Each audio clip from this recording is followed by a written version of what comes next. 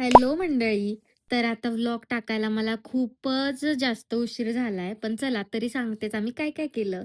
तर सकाळचं जे रुटीन होतं ते केलं आणि मी जो हा ज्यूस बनवला होता, ह्यात मी बीट, गाजर आणि आवळा टाकला होता आणि तो ज्यूस आता जवळ सगळा संपला आता जेव्हा मी नेक्स्ट बॅच ह्याची करेल, तर तेव्हा याची रेसिपी तुम्हाला नक्की सांगेल. कारण ह्याचं खरंच खूप छान रिझल्ट आहे आणि स्किन वगैरेमध्ये खूप छान फरक फरक याने पडला होता.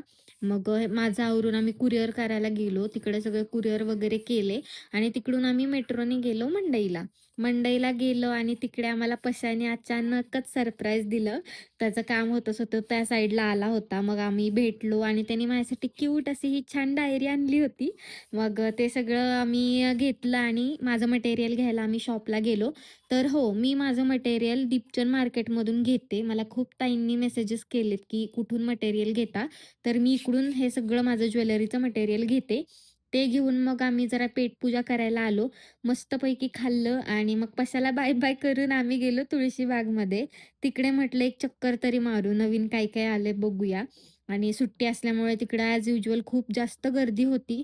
मग थोडेफार मला शॉर्ट कुर्ती वगैरे घ्यायचे होते ते मी बघितले.